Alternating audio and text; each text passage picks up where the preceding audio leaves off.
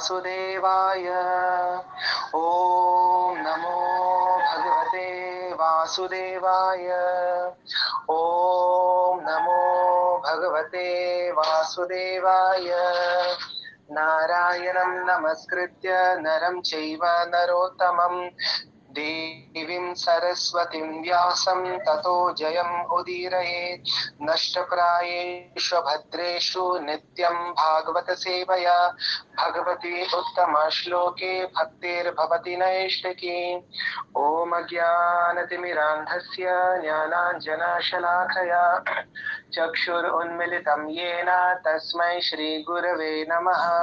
श्रीचैतन्यमनोभीष्टं स्थापितं येन भूतले स्वयं रूपः कदा मह्यं ददाति स्वपदान्तिकं। वन्देऽहं श्रीगुरु श्रीयुतपदकमलं श्रीगुरुन् वैष्णवांश श्रीरूपं साग्रजातं सहगण रघुनाथान्वितं तं सजीवं साद्वैतं सावधूतं परिजनसहितं कृष्ण चैतन्यदेवं श्रीराधा कृष्णपादान् सहगण ललिता श्रीविशाखान्वितांश। नमः ओं विष्णुपादाय कृष्णपृष्ठाय भूतले श्रीमते भक्तिवेदांत स्वामिन् इति नामिने। नमस्ते सारस्वते देवे गौरवाणी प्रचारिणे निर्विशेष शून्यवादी पाश्चात्य देशतारिणे। नमः ओं विष्णुपादाय कृष्णपृष्ठाय भूतले श्रीमते भक्तिसिद्धान्त सरस्वती इति नामिने। श्रीवार्षभानवी देवी दयिताय कृपाब्धये कृष्ण संबंध विज्ञान दायिने प्रभवे नमः। माधुर्योज्वल प्रेमाढ्य श्रीरूपानुग भक्तिदा श्री गौर करुणा शक्ति विग्रहाय नमोस्तुते। नमस्ते गौरवाणी श्रीमूर्तये दीनतारिणे रूपानुगा विरुद्धाप सिद्धांत ध्वान्तहारिणे। नमो गौरकिशोराय साक्षात् वैराग्यमूर्तये विप्रलम्बर सांभोदे पादाम्बुजाय ते नमः। नमो भक्ति विनोदाय सच्चिदानंदनामिने गौरशक्ति स्वरूपाय रूपानुगावराय ते। गौर आविर्भाव भूमेस्त्वं निर्देष्टित सज्जन प्रियः वैष्णव सार्वभौम श्री जगन्नाथाय ते नमः। वाञ्छाकल्पतरुभ्यश्च कृपा सिन्धुभ्य एव च पतितानां पावनेभ्यो वैष्णवेभ्यो नमो नमः। नमो महावदन्याय कृष्ण प्रेम प्रदायते कृष्णाय कृष्ण चैतन्य नाम्ने गौरतिष्वे नमः। पंचतत्वात्मकं कृष्णं भक्तरूप स्वरूपकं भक्तावतारं भक्ताख्यां नमामि भक्तशक्तिकं। हे कृष्ण करुणा सिंधो दीनबंधो जगत्पते गोपेश गोपिकाकांत राधाकांत नमोस्तुते। जयतां सुरतौ पंगोर मम मन्देर्मतेर्गति मत्सर्वस्य पदाम्भोजौ राधा मदन मोहनौ दिव्यात वृंदारण्य कल्पद्रुमादः श्रीमद रत्नागार सिंहासनस्थितौ श्रीमद राधा श्रील गोविंद देवो प्रेष्ठालिपि सेव्यमानौ स्मरामि। श्रीमान रासरसारंभी वंशीवट तटस्थितः कर्षन् वेणुस्वनिर्गोपेर् गोपीनाथ श्रियेस्तुनः तप्त कांचन गौरांगी राधे वृंदावनेश्वरी वृषभानुसुते देवी प्रणमामि हरिप्रिये।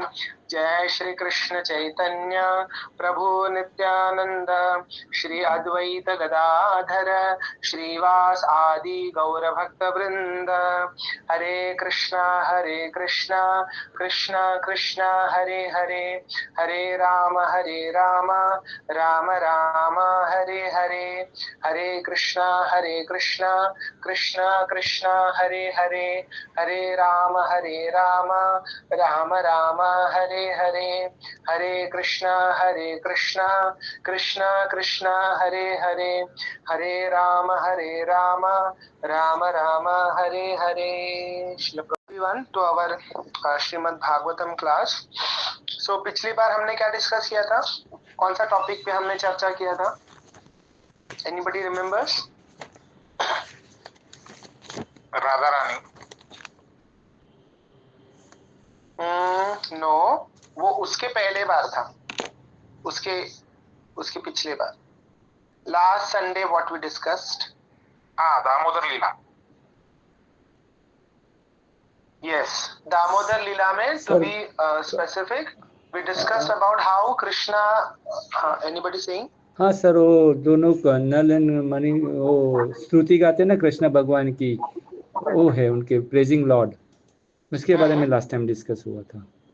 Correct correct. तो हम लोग ने डिस्कस किया था कि माता यशोदा ने तो भगवान को बांध दिया उखल से, ओके। उसके बाद माता यशोदा जो है अपने घर के काम में लग जाती है, एंड फिर भगवान की दृष्टि पड़ती है उन दो पेड़ों पे, नल कुबेर और मणिग्रीव, जो नारद मुनि के श्राप के कारण पेड़ बन जाते हैं, ओके। क्यों पेड़ बन जाते हैं? क्योंकि उन्होंने नारद मुनि का अनादर किया था, ओके।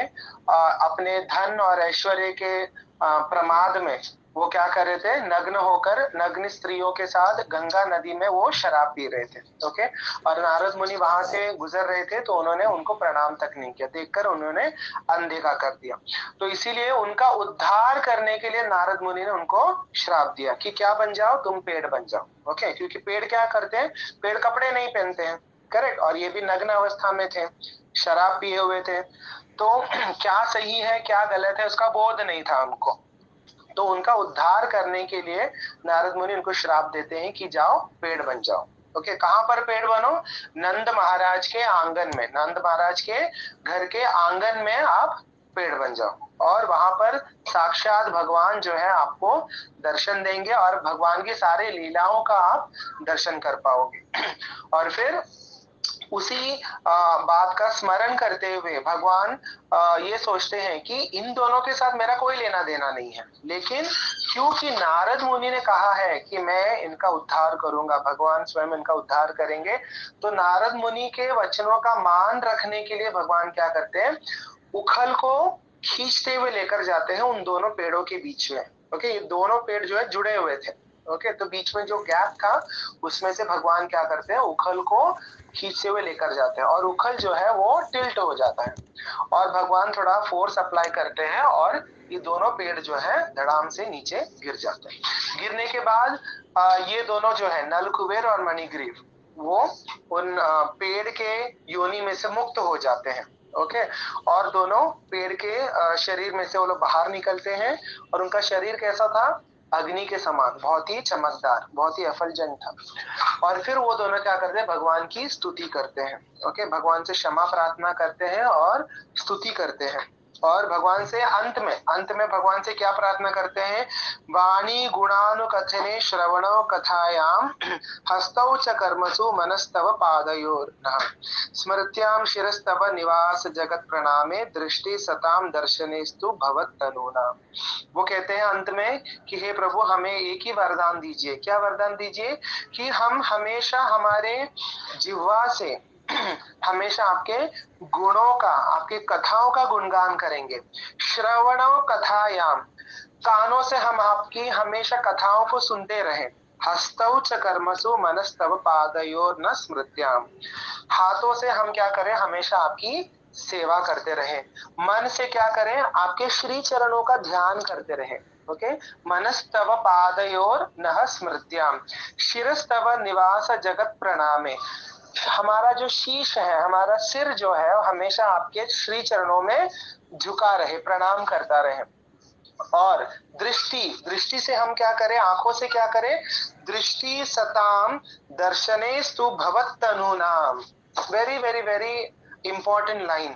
देखिए बाकी सारे जो सेंसेस है उसमें से वो कहते हैं कि हम आपकी सेवा करें, कानों से हम आपके बारे में सुने, और हाथों से आपकी सेवा करें, जीवा से आपके गुण गाएं, लेकिन जब वो कहते हैं दृष्टि सताम दर्शनेस्तु भवत तनु नाम, दृष्टि, दृष्टि यानी आंखों से हम किसको देखें?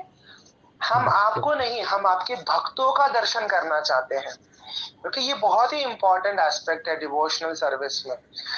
तो ये जो लीला है, इससे हमें यही सीखने मिलता है कि ये नलकुबेर और मणिग्रीव, इन्होंने नारद मुनि की कोई सेवा नहीं की थी, कोई भक्ति नहीं की, यहाँ तक कि प्रणाम तक नहीं किया, लेकिन क्या किया? सिर्फ आंखों से देखा, सिर्फ आंखों से नारद मुनि के दर्शन किए बस, और देखकर क्या कर दिया? अनदेखा कर दिया, यानी दे ऑफेंडेड। लेकिन केवल देखने मात्र से, एक शुद्ध भक्त का केवल दर्शन मात्र करने से उनका उद्धार हो गया। ओके, तो इसलिए यहाँ पे कह रहे हैं दृष्टि सताम दर्शनेस्तु भवत तनु नाम, क्योंकि आपके भक्तों का दर्शन करना यानी आपके दर्शन करने के बराबर है। ओके, तो अंत में नलकुबेर और मणिग्रीव क्या प्रार्थना करते हैं कि हे प्रभु, हम जहां पर भी रहें, हम हमेशा आपकी भक्ति करते रहें, हमको और कुछ नहीं चाहिए। ओके, तो ऐसा कहे कि भगवान जो है उनको आज्ञा देते हैं कि चलो अभी आप दोनों जा सकते हैं, अपने धाम को लौट जाइए। तो नलकुबेर और मणिग्रीव जो है वो पेड़ की योनि से मुक्त होकर अपने निज धाम को लौट जाते हैं और शाश्वत रूप से भगवान की भक्ति को प्राप्त करते हैं। ओके, तो दूसरा अर्थ ये भी है कि पहले भी वो धनवान थे, है ना, कुबेर के पुत्र थे, काफी अच्छा लाइफ था उनका, लेकिन वहां से उनका पतन हो गया, उनका फॉल डाउन हो गया। क्यों? क्योंकि तभी वो भक्ति में नहीं लगे हुए थे। लेकिन अभी भगवान कहते हैं कि मेरी कृपा से अब तुम्हारा कभी पतन नहीं होगा, क्योंकि अभी तुमने मेरी भक्ति को प्राप्त कर लिया है। ओके, तो कहने का तात्पर्य यह है कि जब हम भगवान की भक्ति को प्राप्त करते हैं तो हम भगवान के धाम में लौट जाते हैं। करेक्ट? ये शरीर छूटने के बाद, और फिर वहां जाने के बाद फिर हमारा कभी पतन नहीं होता। पतन यानी फिर हम कभी इस मटेरियल रेल्म में नहीं लौट कर आते हैं। ओके, इसलिए भगवान गीता में भी कहते हैं कि जन्म कर्म च मे दिव्यम एवं यो वेति तत्वतः त्यक्त्वा देहम पुनर्जन्म नैति मामेति सो अर्जुन। मेरे जन्म और मेरे कर्म को जो समझ जाता है तत्व के रूप से, वो फिर मेरे धाम में लौट कर आता है। त्यक्त्वा देहम पुनर्जन्म यानी ये शरीर छोड़ने के बाद फिर वो मेरे धाम में लौट कर आता है, और फिर नैति मामेति सो अर्जुन, वो वापस कभी लौटकर इस भौतिक संसार में नहीं आता। तो वही आश्वासन यहाँ पे भगवान नलकुबेर और मणिग्रीव को भी देते हैं कि क्योंकि अभी तुमने मेरी भक्ति को प्राप्त कर लिया है तो अभी तुमसे कोई अपराध नहीं होगा और तुम्हारा कभी पतन नहीं होगा। ठीक है, तो यहाँ तक हम लोग ने पिछले बार डिटेल में चर्चा किया था। ओके, स्तुति क्या क्या उन्होंने गाया था, क्या क्या उन्होंने भगवान को कहा, वो सब हमने डिटेल में चर्चा किया था। ठीक है, अभी हम आगे का चर्चा करेंगे। तो पिछली बार मैंने बताया था कि जब ये दो पेड़ गिरते हैं, किसी को सुनाई देता है क्या आवाज? यस, किसी को सुनाई दिया था पेड़ गिरने का आवाज? नो, नहीं।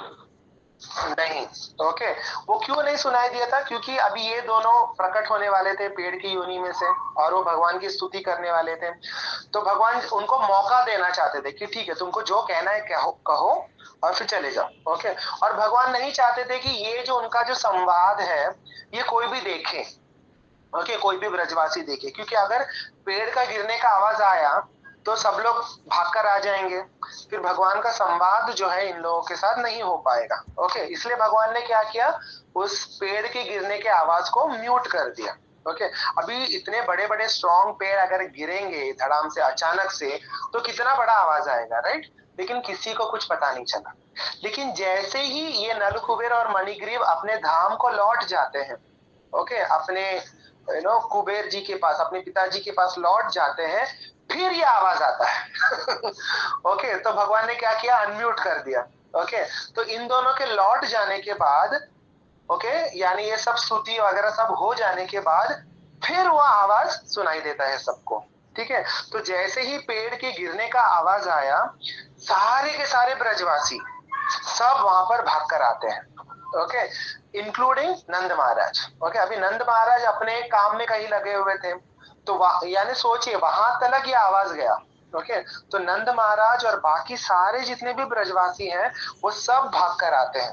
ओके, कि अचानक से इतना पेड़, ये पेड़ कहाँ गिरा, कैसे गिरा, ये देखने के लिए सब लोग आ जाते हैं। ओके, तो ये पर्टिकुलर चैप्टर में जो 11वां अध्याय है, we are in the 10th canto Shrimad Bhagavatam के 11th चैप्टर में है अभी हम। ठीक है, तो ये 11th चैप्टर में हम क्या क्या देखेंगे कि किस प्रकार नंद महाराज ने भगवान का जो बंधन है, भगवान को बांध के रखा था ना माता यशोदा ने, वो नंद महाराज उनको छुड़ा देते हैं। ओके, उसके बाद भगवान की सारी बाल लीलाएं शुरू हो जाती है। तो ये पर्टिकुलर चैप्टर में सुखदेव गोस्वामी ने भगवान की जो मधुर और बाल लीलाएं हैं उस पर फोकस किया है। ओके, कि और क्या क्या लीलाएं भगवान ने अपने बचपन में किया था। तो एक इंसिडेंट ऐसा आता है कि जिसमें भगवान जो है एक फ्रूट सेलर के साथ रेसिप्रोकेट करते हैं, तो वो भी आज हम चर्चा करेंगे। ओके, एंड फिर ये चैप्टर में आगे आएगा कि किस प्रकार नंद महाराज और सारे जो ब्रजवासी हैं वो गोकुल से नंदगांव शिफ्ट हो जाते हैं। ओके, क्योंकि नंद महाराज को ऐसा लगने लगता है कि ये जगह जो है, ये गोकुल जो है, ये सेफ नहीं है, क्योंकि जब से कृष्ण भगवान यहाँ पे जन्म लिए हैं तब से कुछ ना कुछ गड़बड़ हो रहा है।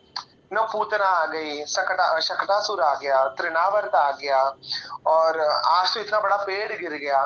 तो नंद महाराज ऐसा विचार करते हैं सारे वरिष्ठ गोपों के साथ कि this place is not safe for us, हमारे कान्हा के लिए ये सेफ नहीं है, क्योंकि आए दिन कुछ ना कुछ होता ही रहता है यहाँ पे, और भगवान नारायण की कृपा से हमारे लाला को कुछ नहीं हो रहा है।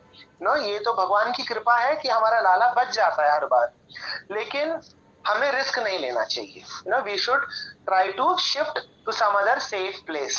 ओके, तो वो लोग शिफ्ट हो जाते हैं नंदगांव। ओके, तो नंदगांव क्यों शिफ्ट होते हैं ये सब हम बाद में डिटेल में चर्चा करेंगे। ठीक है, तो शिफ्ट होने के बाद फिर भगवान का जो आयु है थोड़ा बढ़ता है। Okay, like Krishna is like 4 or 5 year old, 6 year old, and then for the first time Krishna enters into Vrindavan. Okay, तो पहली बार भगवान जो है वृंदावन का वो जो वन है उसमें प्रवेश करते हैं। तो वो जो प्रवेश करना है वो बहुत ही सुंदर तरीके से सुखदेव गोस्वामी उसका वर्णन करते हैं। Okay, so how Krishna, Balram and all the cowherd boys they entered into the forest of Vrindavan for the first time. And भगवान की ये बहुत इच्छा थी कि मुझे वृंदावन जाना है गोकुल में मैंने बहुत समय बिता लिया, अब मुझे वृंदावन जाना है। ओके, सो नॉर्मली जब हम वृंदावन यात्रा भी करते हैं, so where do we stay in Vrindavan, correct. फिर वहां से हम गोकुल जाते हैं, रावल जाते हैं, बरसाना जाते हैं, नंदगांव जाते हैं, correct, and then at the end of the day we come back to Vrindavan, right. तो Vrindavan is a very special place. Okay, it is heart of Shrimati Radha Rani. Okay, so Krishna was eagerly waiting कि when will I enter Vrindavan. Okay, तो वो दृश्य कैसा था, how Krishna was looking, Krishna ने क्या पहना था, बलराम जी कैसे दिख रहे थे, उनके जो गोप सखा है वो कैसे चल रहे थे, साथ में चल रहे थे या पीछे चल रहे थे, आगे चल रहे थे, गैया कहाँ चल रही थी, वो पूरा वर्णन जो है सुंदर तरीके से सुखदेव गोस्वामी करते हैं। ओके, एंड फिर ये चैप्टर के अंत में आता है killing of Vatsasur and Bakasur. Okay, तो ये चैप्टर के एंडिंग में भगवान 2 राक्षसों का वध भी करते हैं, वत्सासुर एंड बकासुर। ठीक है, so this was overall summary of this chapter, 11th chapter. Okay, so now let us begin. So जैसे ही पेड़ गिरने का आवाज आता है, सारे जो ब्रजवासी हैं including Nand Maharaj and all the cowherd men and cowherd women, they all gathered over there. Okay, उस पर्टिकुलर स्थान पर जहाँ पे पेड़ गिरा हुआ था। आते ही क्या देखा उन्होंने कि इतना विशाल काय पेड़ जो है गिरा हुआ है। ओके, और इसके बीचों बीच भगवान कृष्ण नन्हे बाल गोपाल। अभी ये जब लीला हुई तब भगवान की आयु क्या थी? What was the age of Krishna?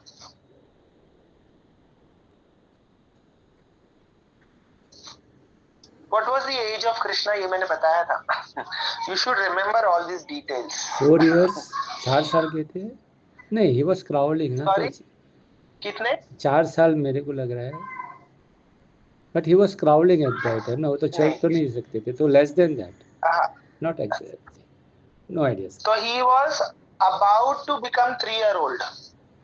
Okay, तो उनका 2 साल कंप्लीट हो चुका था और तीसरे साल में उनका प्रवेश होने वाला था. Okay, so Krishna was not exactly 3-year-old. Okay, may be like 2.7 या 2.8 मंथ्स दैट वे. ओके, तो नन्हे बाल गोपाल जो है दोनों वृक्ष गिरे हुए हैं.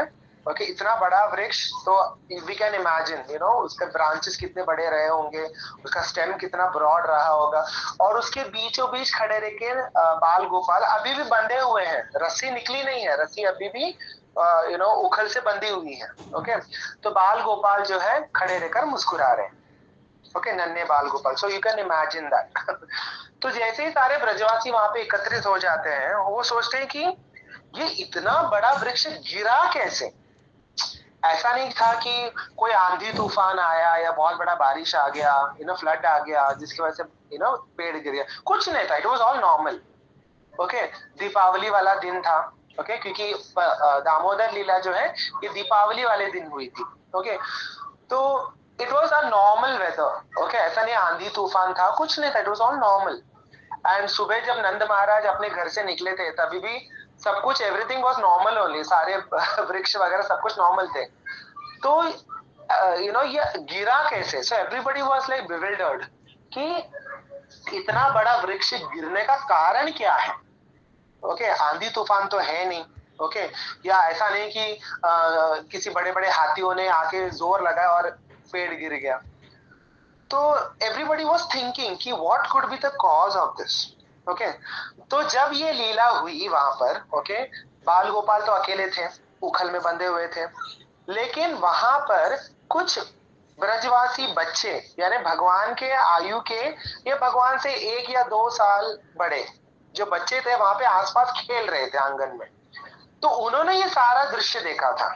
ओके, बड़े लोग कोई नहीं थे वहां पे. ओके, मैया और बाकी सारी दासियां जो है, रोहिणी मैया और बाकी सारी दासियां जो है घर के अंदर थी, और सारे पुरुष जो है वो अपने काम में लग गए थे. तो वहां पे उस आंगन में छोटे छोटे बच्चे, ब्रजवासी बच्चे जो है वहां पे खेल रहे थे. तो उन्होंने ये सारा दृश्य देखा था कि कैसे भगवान जो है रस्सी को खींच के, उस उखल को खींच के लेकर आते हैं, उस उखल को 2 पेड़ों के बीच में अटकाते हैं, और फिर भगवान थोड़ा सा फोर्स अप्लाई करते हैं और ये वृक्ष जो है उखड़ के नीचे गिर जाते हैं. फिर इनमें से 2 दिव्य पुरुष निकलते हैं, स्तुति करते हैं और भगवान का प्रदक्षिणा करते हैं, और फिर प्रार्थना करके निकल जाते हैं, ऐसा आसमान में उड़ जाते हैं. तो ये सारा दृश्य जो है उन छोटे छोटे बच्चों ने देखा था. तो जब बड़े बुजुर्ग सब ये सोच रहे थे कि वृक्ष गिरा कैसे, वो लोग आपस में चर्चा कर रहे थे कि क्या हुआ होगा कि इतना बड़ा वृक्ष गिर गया. तब उस समय ये जो छोटे ब्रजवासी बच्चे हैं वो कहने लगे कि इट इज कृष्णा. कृष्ण ने गिराया है ये पेड़. Okay, who has done this. Okay, and वो पूरा वर्णन करते हैं कि क्या हुआ था एग्जैक्टली, कि कैसे भगवान खींचते हुए आते हैं, वो दिव्य पुरुष निकले, वो पूरा एक्सप्लेन करते हैं कि हमने अपनी आंखों से देखा है, दिस हैज हैपेंड. तो पूरा वर्णन करते हैं और वापस बोलते हैं कि नहीं, ये हमारा इमेजिनेशन नहीं है, हमने अपने आंखों से देखा ये सब होते हुए. ओके, एंड वो बार बार रिपीट करते हैं.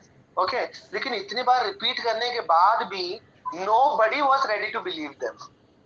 सारे ब्रजवासी जो है और इंक्लूडिंग नंद महाराज, वो कहते हैं कि ये क्या, ये बच्चे क्या बोल रहे हैं. इतना नन्हा सा बालक, जो कि 3 वर्ष का भी नहीं हुआ है, वो कैसे इन 2 बड़े बड़े विशालकाय पेड़ों को गिरा सकता है.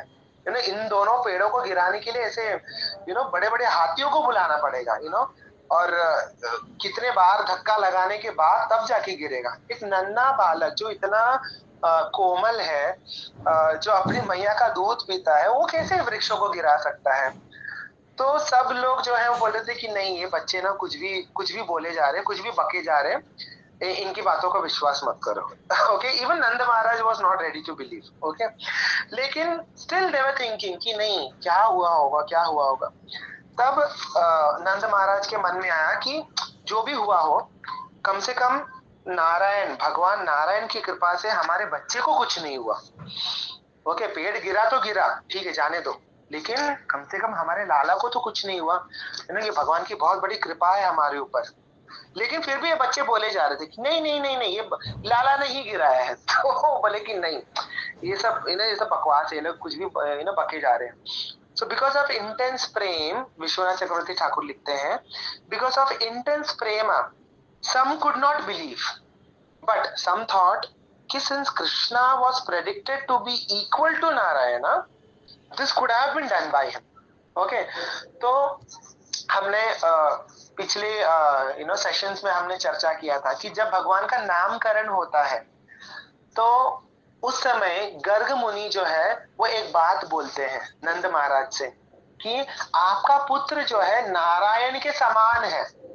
ओके, चाहे वो गुण में हो, सौंदर्य में हो, शक्ति में हो, हर प्रकार से वो नारायण के समान है। तो it was like a dilemma, ऐसे मन में उनका ऐसे चल रहा था, दो थॉट्स चल रहे थे कि हाँ हो भी सकता है, क्योंकि गर्ग मुनि ने ऐसा कहा था कि ये नारायण के समान है, तो हो सकता है कि बच्चे सही बोल रहे हो। ओके, लेकिन फिर लगता है कि नहीं नहीं नहीं नहीं, कैसे हो सकता है, इतना छोटा बालक है, ये नहीं कर सकता ये। तो दो थॉट्स उनके मन में चल रहे थे, कभी उनका मन बोल रहा था कि हाँ हो भी सकता है, कभी बोलते कि नहीं ये पॉसिबल ही नहीं है। सो बिकॉज ऑफ इंटेंस प्रेम, उनका प्रेम जो है इतना प्रगाढ़ है ब्रजवासियों का कि ये जो भी ज्ञान वाली बातें हैं ना वो सब सप्रेस हो जाता है। कि भगवान कुछ भी कर लो, कोई भी लीला कर ले, गोवर्धन पर्वत उठा लो या कालिया नाग के ऊपर नर्तन कर लो, कुछ भी कर लो, लेकिन उनको लगता है कि नहीं नहीं नहीं, ये नारायण नहीं हो सकता, ये तो हमारा लाला है बस। तो ये ब्रजवासियों का प्रगाढ़ प्रेम है भगवान के लिए कि इतनी सारी लीलाएं कर ली, इतना कुछ कर लिया, इतने सारे राक्षसों का वध कर लिया, फिर भी वो मानने के लिए तैयार नहीं कि ये भगवान है। तो अल्टीमेटली उन्होंने डिसाइड किया कि नहीं नहीं नहीं, ये सब पॉसिबल ही नहीं है, मे बी ये बच्चे कुछ भी बोलते जा रहे हैं, तो इट इज नॉट राइट। तो ऐसा करके फाइनली दे कंक्लूडेड दैट कि Krishna is not the reason for this, okay, because of their intense प्रेम। भले ही गर्ग मुनि ने कहा कि आपका पुत्र जो है नारायण के समान है, फिर भी उनका मन जो है मानने के लिए तैयार नहीं, बोलते कि नहीं नहीं ये कैसे हो सकता है, ये तो हमारा लाला है। ओके, तो फाइनली दे कंक्लूडेड दैट कि we don't know the reason. हमको रीजन नहीं पता ये पेड़ कैसे गिरा, हमको नहीं मालूम, जो भी हो हमारा लाला तो बच गया ना। So they were happy about that. Okay. So when Nanda Maharaj saw his son bound with ropes to the wooden motor and dragging it, he smiled and released Krishna from his bonds. Okay. तो यहाँ पर नंद महाराज जो है उनका ध्यान केवल भगवान कृष्ण पे होता है कि whatever may be the reason, जो भी रीजन रहा हो, आंधी आ गया, तूफान आ गया, जो भी हो, लेकिन हमारा लाला तो बच गया ना बस। तो नंद महाराज क्या कर रहे थे, भगवान को सिर से लेकर पांव तक उनके हर श्री अंग में ध्यान से देख रहे थे कि कहीं चोट तो नहीं लगी ना, हाथ में, पैर में, सिर में या चेहरे पर कहीं कुछ चोट तो नहीं लगी ना। तो हर उनके शरीर के अंग में भगवान ये नंद महाराज जो है ऐसे ध्यान पूर्वक देख रहे थे, भगवान को ऐसे पलट रहे थे, वो उनका हाथ अपने हाथों में लेकर देख रहे थे कि कहीं कुछ चोट तो नहीं लगी ना तुमको, ऐसे देख रहे थे। और फिर देखा कि बांध के रखा हुआ है। नंद महाराज को इसका आइडिया नहीं था, क्योंकि ये काम किसने किया है, माता यशोदा ने किया है। सो नंद महाराज वाज नॉट नोइंग कि Krishna is bound with ropes. Okay, तो वो देखते कि अरे इसको तो बांध के रखा है, किसने बांधा होगा। तो नंद महाराज जो है पूछते हैं कि लाला तुझे किसने बांधा है ऐसे। तो बोलते और कौन कर सकता है बाबा, मैया तो वो ये सब काम करती है। तो बोले मैया ने किया ये सब। तो नंद महाराज जो है वो मुस्कुराते हैं कि यशोदा ने, पहले तो नंद महाराज के मन में ऐसा आया कि how can Yashoda do this, how can she be so cruel with such a small child. मतलब कोई इतना कठोर कैसे हो सकता है कि इतना कोमल बालक, इतना छोटा सा बालक, उसको कोई रस्सी से बांध सकता है। तो नंद महाराज के पहले तो उनको ऐसे थोड़ा सा गुस्सा आ गया माता यशोदा पे कि how she can do this. बाद में फिर माता ये नंद महाराज ने सोचा कि यशोदा बिना कारण ही ऐसा कुछ करेगी नहीं, कुछ तो कारण रहा होगा, इसी ने कुछ तो मस्ती किया होगा, इसीलिए उनका प्रेम का जो है आदान प्रदान का ही ये स्वरूप होगा, ऐसे सोच के नंद महाराज जो है वो मुस्कुराते हैं और लाला को जो है रस्सी से खोल देते हैं। और फिर ये नंद महाराज पूछते हैं लाला को कि क्यों बांधा था मैया ने तुमको? तो भगवान अभी तो बोल नहीं सकते कि मैंने मस्ती किया था, मैंने मटकी फोड़ी थी। तो बोले कि मैंने तो कुछ नहीं किया था, मैया तो ऐसी है, हमेशा मुझ पर गुस्सा करती है, मैं अभी बात ही नहीं करूंगा उनसे अभी।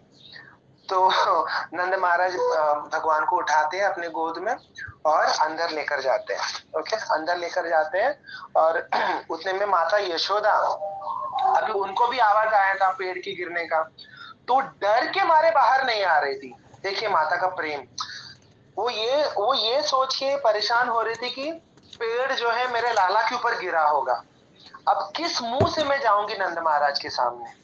तो she was not coming out of the house, डर के कि लाला को कुछ हुआ होगा, अब मैं क्या जवाब दूंगी नंद महाराज को।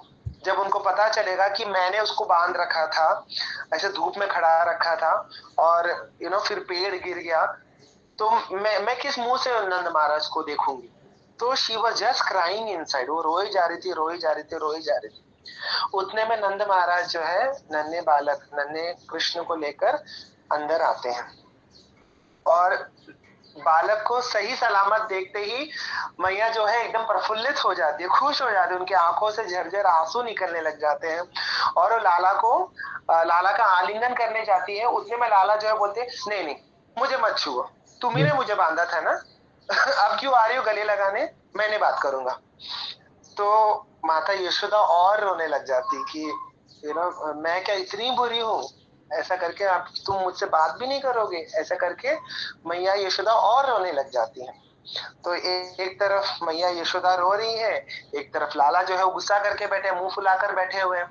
तो दोनों के बीच में नंद महाराज, अब नंद महाराज क्या करते हैं, मैया यशोदा का हाथ लेते हैं और अपने लाला का हाथ लेते हैं और दोनों के हाथों को जोड़ देते हैं, बोलते कि अब जो भी हुआ सब भूल जाओ, अब दोनों एक हो जाओ। ऐसा करके नंद महाराज ऐसा रिक्वेस्ट करते हैं और फिर लाला जो है मैया यशोदा को गले लगते हैं और फिर माता यशोदा इतना चूमती है लाला को, इतना चूमती है, झरझर आंसू निकलते हैं, उनके स्तनों से दूध बहने लगते हैं और फिर दोनों का मिलाप हो जाता है। ओके, तो इस प्रकार यहाँ पे ये जो दामोदर लीला है ये ऐसे संपन्न हो जाती है।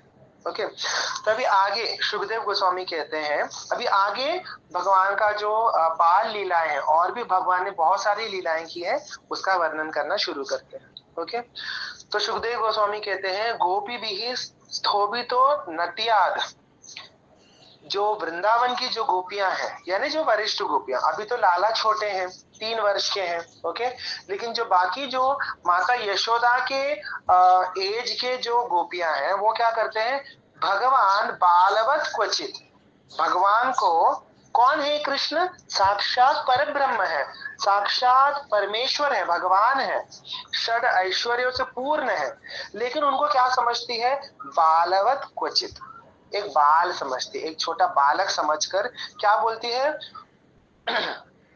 उद्गायती क्वचिन मुग्धस, बोलती है तुम गा के दिखाओ हमको। ओके, कभी बोलती है तद वशो दारू यंत्रवत। ओके, तो कभी बोलती है गा के दिखाओ हमको, कभी बोलती है नाच के दिखाओ।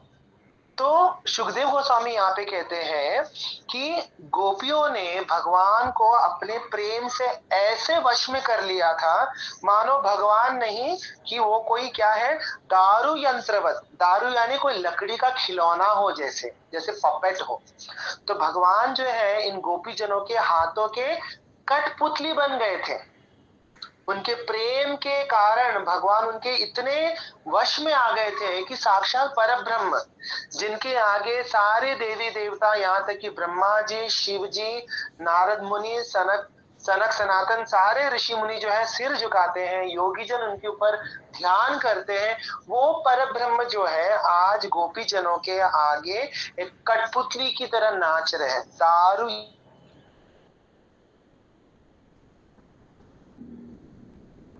की तरह नाच रहे हैं। तो गोपियां कहती है कभी, अच्छा तुझे मिठाई चाहिए, छाछ चाहिए, तो ठीक है हम देंगे, लेकिन क्या करना होगा, पहले नाच के दिखा। जब तू नाचेगा तो हम तुझे छाछ पिलाएंगे, अगर तू गाएगा तो हम तुझे मिठाई खिलाएंगे। और भगवान राजी भी हो जाते हैं, खुशी खुशी भगवान नाचते हैं उनके इशारों पर। तो गोपियां जो है वो ताली बजाती हैं, ताल देती हैं अपने हाथ में, गाती हैं और भगवान नाच कर दिखाते हैं। सोचो, ये ब्रजभूमि है, ये वृंदावन है। ये जो दृश्य है आपको संसार में कहीं और देखने नहीं मिलेगा। ये केवल और केवल वृंदावन की महिमा है, ये ब्रजवासियों की महिमा है, उनकी प्रेम की महिमा है कि भगवान उनके हाथ के कठपुतली बन जाते हैं। सोचो, थोड़े से छाछ के लिए, अभी भगवान को छाछ की क्या जरूरत है, उनके घर में क्या दूध दही माखन इनकी कमी है क्या? 9 लाख गैया है उनके घर में, और माता यशोदा अपने हाथों से उनके लिए माखन दही छाछ सब बनाती है।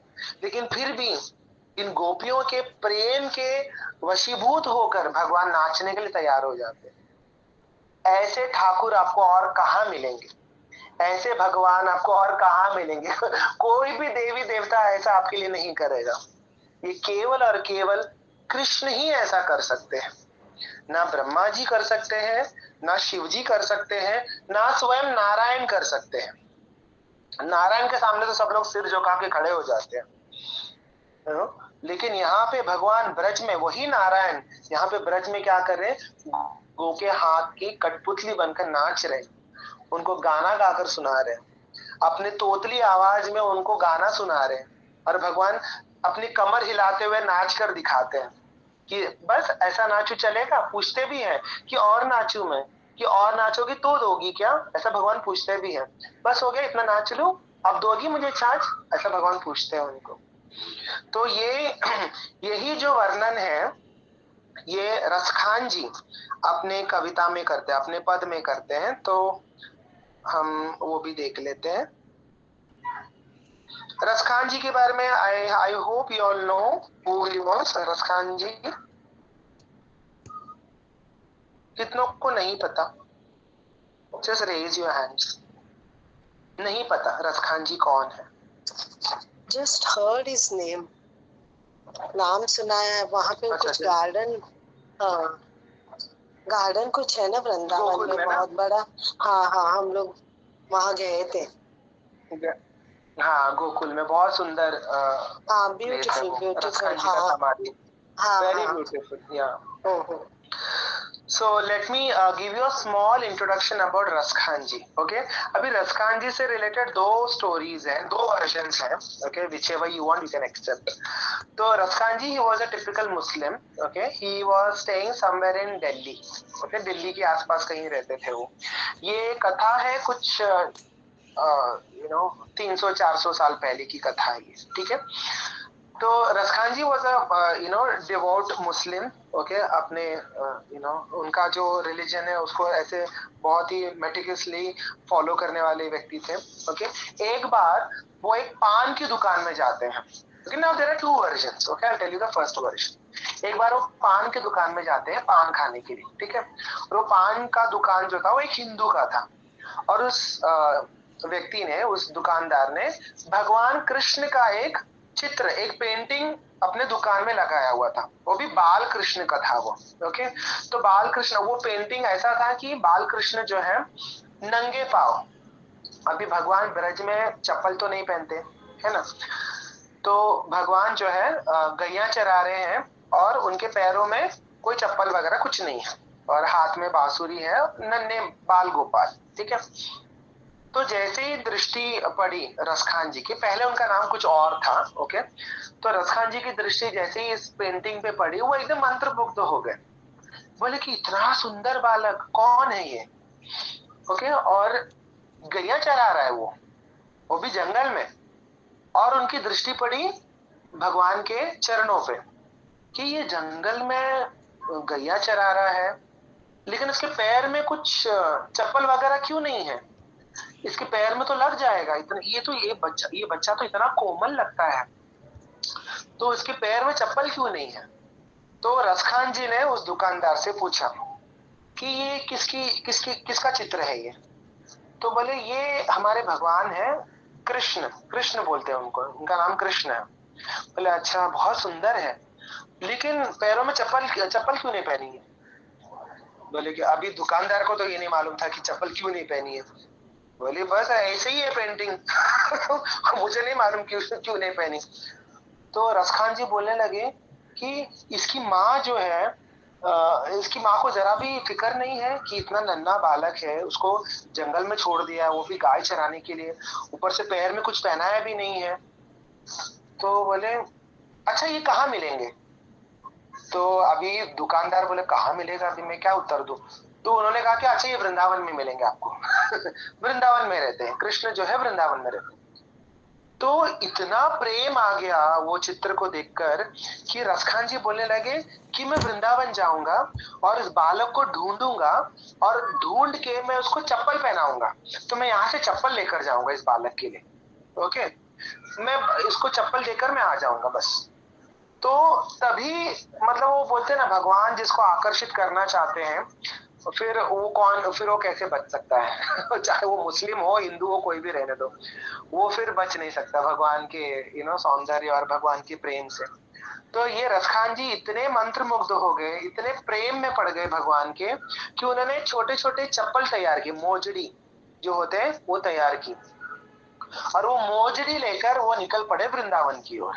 ओके, तो वृंदावन, अभी उस जमाने में कोई ट्रेन या बस कार तो कुछ था नहीं, तो वो चल के जाना पड़ता था, तो वो चल चल के गए।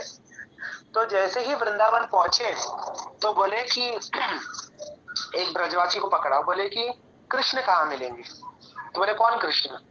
उनको लगा किसी व्यक्ति कृष्ण के बारे में पूछ रहे, क्योंकि बहुत लोगों के नाम भी होते हैं ना कृष्ण। तो बोले कि कौन से कृष्ण, कहाँ है, कौन किसका बेटा है वो? तो बोले कि मुझे ज्यादा नहीं मालूम है उस बच्चे के बारे में, लेकिन दिखने में बहुत सुंदर है, सांवला है और गाय चराता है, बांसुरी पकड़ता है, बहुत ही सुंदर है वो, और वो चप्पल नहीं पहनता है, इतना मुझे मालूम है। तो ब्रजवासी सोचने लगा अरे ये तो भगवान कृष्ण के बारे में पूछ रहा है। तो बोले ठीक है, तो एक काम करो, बाकी बिहारी मंदिर में चले जाओ, वहां तुमको कृष्ण मिल जाएंगे। क्योंकि उस जमाने में बाकी Bihari was very famous. Okay, like Vrindavan was known for Baki Bihari temple, and now also it is like that. Majority of people when they go to Vrindavan, they want to visit Baki Bihari. Baki Bihari नहीं गए तो मतलब आपने क्या वृंदावन का दर्शन किया, ऐसा है लोगों की मान्यता। तो सबका केंद्र था बाकी बिहारी मंदिर। तो उस ब्रजवासी ने कहा एक काम करो, बाकी बिहारी चले जाओ, वहां पे तुमको कृष्ण मिल जाएंगे। तो ये ढूंढते ढूंढते गए, पूछते पूछते गए कि कहाँ बाकी बिहारी। तो गए वहां पर, जैसे ही मंदिर का गेट आया, मेन गेट आया, वहां के पहरेदारों ने रोक दिया, बोले कि नॉन हिंदूज अलाउड नहीं है, तुम मुस्लिम हो, तुम अंदर नहीं जा सकते, यहाँ पे केवल हिंदू ही जा सकते। तो बोले कि मैं तुम्हारे भगवान के लिए चप्पल लाया हूँ, उसको चप्पल पहना दो, बस मैं यहाँ से चला जाऊंगा। बोले कि नहीं, हम नॉन हिंदू के हाथों से कुछ लेते भी नहीं है। तो बोले कि नहीं, मुझे सिर्फ एक बार जाने दो, मैं उनको पहना दूंगा और फिर मैं चला जाऊंगा यहाँ से। बोले कि नहीं, कुछ भी कर लो, हम तुमको अलाउ नहीं कर सकते। ओके, तो एकदम हताश होकर रसखान जी जो है उन मोजड़ियों को लेकर जो लाए थे वो वहीं पर दरवाजे पर, वहीं गेट पर बैठे रहे और पूरा दिन रोते रहे, रोते रहे, रोते रहे, रोते रहे कि हे कृष्ण, हे मोहन, तुम क्या मेरा ये भी स्वीकार नहीं करोगे? क्योंकि मैं मुस्लिम हूँ, क्योंकि मैं हिंदू धर्म का नहीं, इसलिए तुम नहीं स्वीकार करोगे? ऐसा करके वो पूरा दिन वहां पे अश्रु बहाते रहे। ओके, रात हो गई, मंदिर बंद हो गया, पट बंद हो गया और सारे लोग जो है वो चले गए। ओके, लेकिन रसखान जी वहीं बैठे रहे, अश्रु बहाते रहे, ना उन्होंने कुछ खाया, ना उन्होंने कुछ पिया, बस वो दिन भर कृष्ण का ही ध्यान करते रहे और बोलते रहे कि तुम कब आओगे, कब आओगे, कब आओगे? अच्छा ठीक है, मैं तो अंदर नहीं जा सकता, तुम तो बाहर आ सकते हो ना। ऐसा करके वो रो रहे थे पूरा दिन, और रात्रि हो गई। उतने में सबके जाने के बाद एक्चुअल में जैसा उन्होंने उस चित्र में देखा था वही नन्हे बाल स्वरूप में भगवान कृष्ण उनके सामने साक्षात प्रकट हो जाते हैं। ऐसा नहीं किसी साधारण बालक के रूप में प्रकट हुए, नहीं, जैसा उन्होंने उस पेंटिंग में देखा था वैसा ही सेम, वही स्वरूप, वही बांसुरी, वही मोर पंख, वही पीतांबर, वही बिना चप्पल के नन्हे पैर, वैसा का वैसा भगवान जो है वहां पे उनके सामने प्रकट हो गया। प्रकट होके बोले कि देखो रसखान जी, मैं आ गया हूँ आपका चप्पल स्वीकार करने। बस और क्या, भगवान को देखते ही झरझर अश्रु बहने लगे, मूर्छित होके वहां गिर पड़े। बोले कि कृष्ण, मैं अभी आपको छोड़ के मैं कहीं नहीं जाने वाला, कहीं नहीं जाऊंगा। अपने हाथों से भगवान को अपने गोद में बिठाया, गोद में बिठाकर अपने हाथों से भगवान को मोजड़ी पहनाई और इतना मतलब गले लगाया, भगवान को प्यार किया। बोले कि अब मुझे कुछ और नहीं चाहिए लाला, मुझे सिर्फ तुम्हारे दर्शन चाहिए, बस मैं अभी तुमको छोड़ के कहीं नहीं जाऊंगा। बस फिर रसखान जी वही ब्रज में ही रह गए। फिर वो ब्रज छोड़ के कहीं बाहर नहीं गए। फिर आगे जाकर पुष्टि मार्ग संप्रदाय जो है, जो गुजराती संप्रदाय है पुष्टि मार्ग, तो पुष्टि मार्ग संप्रदाय में उन्होंने दीक्षा ग्रहण की और वही वृंदावन में रह के ही उन्होंने भगवान के अनेकों अनेकों पद लिखे, जो कि अभी हम डिस्कस करने वाले हैं। और वैसे ही उन्होंने अंतिम समय तक उन्होंने वृंदावन में ही अपना शरीर छोड़ दिया, वहीं पे अपना पूरा जीवन बिता दिया भगवान की आराधना में, भगवान की भक्ति में।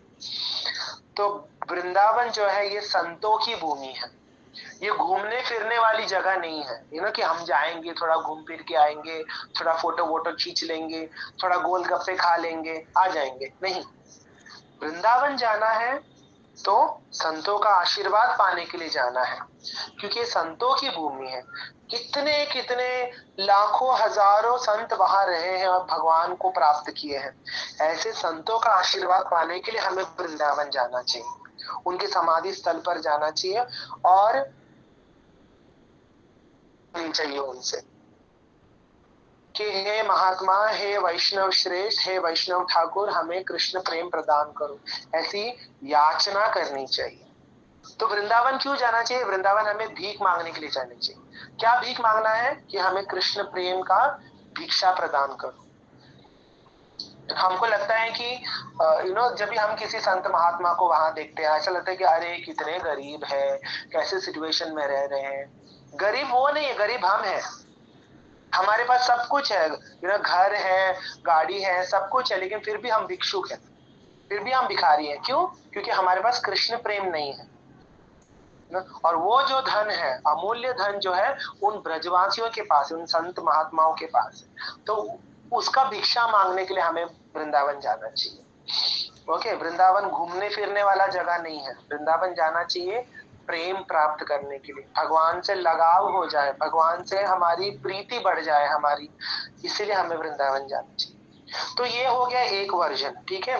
दूसरा वर्जन ऐसा है कि रसखान जी अपने जो उनके जो मुस्लिम गुरु है, मौलाना जो भी बोलते हैं, उनके साथ वो एक बार हज की यात्रा कर रहे थे।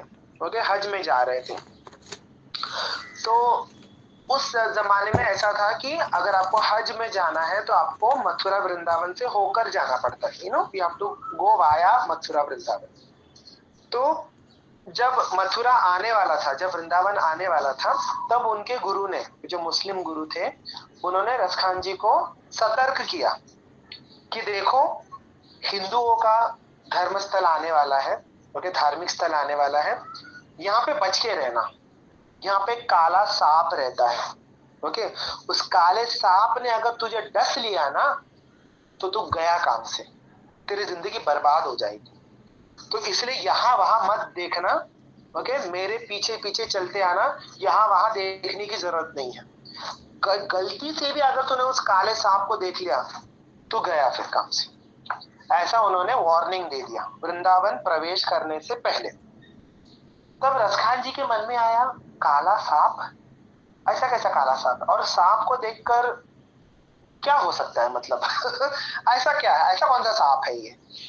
तब उनके मन में जो है वो इच्छा जागृत हुई कि अभी गुरुजी इतना बोल रहे, इतना भयानक सांप है कि उसको केवल देखने मात्र से जिंदगी बर्बाद हो जाएगी। नॉर्मली हम क्या सुनते हैं कि सांप के डसने से लोग मर जाते हैं, बट यहाँ पे गुरुजी बोल रहे हैं कि अगर केवल देख भी लिया तो तू गया काम। तो रसखान जी के मन में, रसखान जी चलने लगे पीछे पीछे, गुरुजी जो है उनके आगे आगे जा रहे थे। तो रसखान जी पीछे पीछे चल रहे थे और वो हर जगह दिशा में देखने लगे कि कहीं काला सांप यहाँ है, कहीं दिख तो न जाए, ऐसा देख रहे थे कि कौन है वो काला सांप, वो कैसा दिखता है, क्या है वो, ऐसे उनके मन में वो तीव्र इच्छा जागृत हो गई। तो हर दिशा में देखने लगे, आजू बाजू पीछे आगे हर जगह देखने लगे, काला सांप काला सांप काला सांप।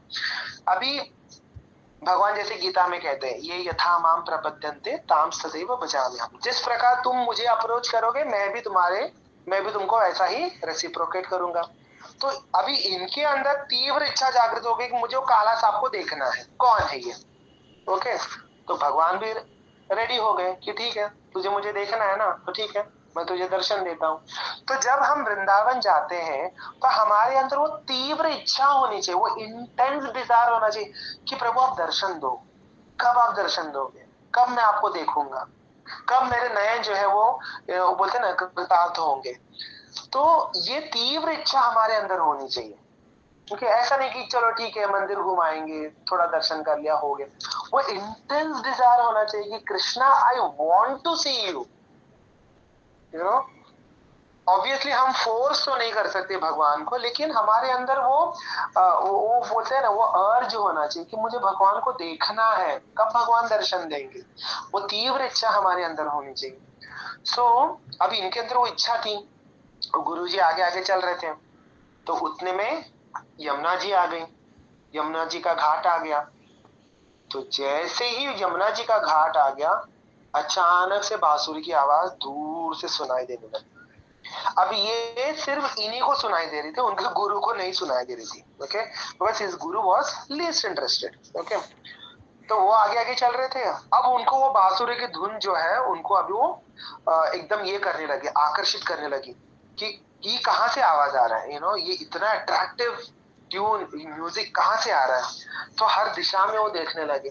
तो वहां पे जब उन्होंने देखा कि यमुना जी के तट पर साक्षात श्याम सुंदर श्रीमती राधा रानी के साथ में कदम्ब वृक्ष के नीचे बैठे हुए हैं और वो बांसुरी बजा रहे हैं, और वो दृश्य जो है केवल फ्यू सेकेंड्स के लिए उनको दिखा, ऐसा नहीं कि बस वो देखते गए, फ्यू सेकेंड्स के लिए उनको वो दृश्य उनको दिखाई दिया और भगवान जो है फिर ओझल हो गए।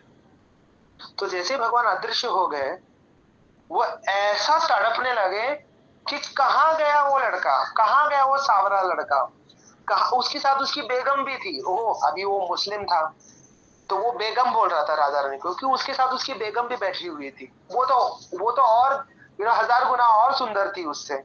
तो ऐसे वो हर जगह ढूंढने लगे और वो रो रो के मूर्छित होके गिर पड़े वहां पर, और उनके चेहरे से, उनके मुंह से झाग वगैरह निकलने लगे। मतलब वो इतना एस्टेसी में चले गए भगवान का वो एक झलक देखकर। भगवान का एक बोलते ना सौंदर्य ऐसा है कि no human being can tolerate that. देखते ही वो मूर्छित होकर वहां गिर पड़े। अभी उनके गुरुजी आगे आगे चल रहे थे, देखा तो इसका आवाज नहीं आ रहा है, तो पीछे मुड़ के देखा तो ये गिरा पड़ा हुआ, बेहोश पड़ा हुआ। तो उनके गुरुजी ने कहा ये तो अभी गया काम से, बेकार कहीं का ऐसा बोल के उनके गुरुजी जो है वो आगे हज के लिए निकल गए। और फिर रसखान जी जो है वहीं पे पड़े रहे बेहोश, कई घंटों तक वहीं बेहोश पड़े रहे। और फिर कुछ ब्रजवासी वहां पे एकत्रित हो गए, यमुना जी का जो जल जो है उनके चेहरे पे छिड़का, और फिर कई घंटों बाद उनको होश आया। और फिर वो वापस वो पूछने लगे वो लड़का कहाँ चला गया, वो जो बांसुरी बजा रहा था वो कहाँ चला गया, वो बेगम कहाँ चली गई। तो बोले कौन लड़का कौन बेगम, ये क्या बोल रहा है ये। तो किसी को कुछ समझ में नहीं आ रहा था। बस वैसे ही कृष्ण और राधा रानी के लिए पागल होते होते उन्होंने अपना पूरा जीवन जो है वृंदावन में बिता दिया। So these are the 2 versions. Okay, तो ये मैंने पढ़ा था, भक्तमाल करके एक ग्रंथ है जो कि लिखा है नाभादास द्वारा। ओके, नाभादास एक बहुत बड़े वैष्णव संत हुए, उन्होंने सारे भक्तों का चरित्र लिखा है उस ग्रंथ में। ओके, आप गीता प्रेस गोरखपुर में आपको ये ग्रंथ मिल सकता है। Okay, Gita Press Gorakhpur. Okay, अगर आप बोलोगे भक्तमाल आपको दे देंगे। तो उसमें कुछ 500 या 600 से ज्यादा भक्तों का चरित्र है। ओके, तो उनमें से एक है रसखान जी। तो चलो will discuss the will see the story, sorry the पद रिटन बाय रसखान जी। तो ये रसखान जी का बहुत ही फेमस पद है। वैसे तो रसखान जी ने बहुत सारे पद लिखे हैं। पुष्टि मार्ग संप्रदाय में दीक्षा लेने के बाद, वल्लभाचार्य से दीक्षा लेने के बाद उन्होंने बहुत लिखे, लेकिन ये दो जो है बहुत ही फेमस है। ओके, बहुत लोगों को बचपन में उनके स्कूल के टेक्स्ट बुक्स में भी रसखान जी और मीरा जी के पद वगैरह होते, तो उनमें से ये एक है। ठीक है, तो रसखान जी कहते हैं, मानस हो तो वही रसखान, बसो मिली गोकुल गांव के ग्वारन, जो पशु हो तो कहाँ बस मेरो, चरो नित नंद की धेनु मझारन, पाहन हो तो वही गिरी को, जो धरियो कर छत्र पुरंदर कारण, जो खग हो तो बसेरो करो मिली, कालिंदी कुल कदम्ब की लारन। Okay, very beautiful. अभी यहाँ पे रसखान जी कह रहे हैं कि अगर मेरा अगला जन्म होगा, ओके, तो मैं क्या बनूं? मैं क्या बनूं? ग्वारन, यानी मैं एक गोकुल के गांव में एक ग्वाल बन के मैं पैदा हो जाऊं। ओके, या फिर अगर मैं पक्षी बनूं या पशु बनूं। ओके, अगर मुझे पशु का जन्म मिलता है तो कहां पर मिले? नंद की धेनु मजारन, नंद महाराज की जो गैया है उनमें से एक बनकर मैं पैदा हो जाऊं अगले जन्म में। ओके, यानी मैं नंद महाराज का गैया बनना चाहता हूं अगले जन्म में। पाहन हो तो वही गिरी को, अगर मैं पत्थर बनूं अगले जन्म में तो कहां बनूं? गिरिराज गोवर्धन जी के, गोवर्धन में हम देखते हैं ना बहुत सारे पत्थर है, गिरिराज जी जो है ऐसे पत्थरों से ही बने हुए हैं। ओके, तो वो कहते हैं कि अगले जन्म में अगर मुझे पत्थर बनना हो तो कहां बनूं मैं? गोवर्धन पे, गिरिराज जी पे मैं पत्थर बनूं। ओके, कौन से गिरिराज जी? जिनको उठाया था धरियो कर छत्र पुरंदर कारण, पुरंदर यानी इंद्र। ओके, इंद्र भगवान का एक्चुअल नाम क्या है? पुरंदर। ओके, इंद्र जो है नाम नहीं है, Indra is a post. Okay, जैसे prime minister is not a name, it is a post. Okay, Narendra Modi is a name. तो वैसे ही इंद्र क्या है? स्वर्ग के जो भी राजा बनते हैं उनको इंद्र कहा जाता है। ओके, जैसे हम बोलते हैं ना प्राइम मिनिस्टर, तो वैसे इंद्र। लेकिन इंद्र में एक्चुअल का नाम क्या है? पुरंदर, उनका एक्चुअल नाम है पुरंदर। ओके, तो पुरंदर के कारण यानी इंद्र भगवान के कारण भगवान कृष्ण ने गोवर्धन जी को अपने हाथ में, अपने कर में उठाया था, धारण किया था। उस गोवर्धन में मैं पत्थर बन जाऊं। ठीक है, जो खग हो तो, खग यानी अगर पक्षी बनना हो तो कहां बनूं? मिली कालिंदी कुल कदम्ब के कारण, यानी कालिंदी यानी यमुना जी के तट पे जो कदम्ब वृक्ष है, इस कदम्ब वृक्ष के नीचे खड़े होके भगवान कृष्ण बांसुरी बजाते हैं, उस कदम्ब वृक्ष में मैं पक्षी बनकर पैदा हो जाऊं। सो ब्यूटीफुल, यानी कुल मिलाकर वो कह रहे हैं कि मैं वृंदावन के बाहर नहीं जाना चाहता, चाहे जो भी मुझे शरीर देना है दे दो हे विधाता, लेकिन मुझे ब्रज के अंदर ही रखना, चाहे वो पशु के रूप में हो, पत्थर के रूप में हो, पक्षी के रूप में हो, या गाय के रूप में, या ग्वाल के रूप में, चाहे जो भी रूप दे दो मुझे, जो भी शरीर दे दो, लेकिन मुझे वृंदावन में ही मेरा अगला जन्म हो।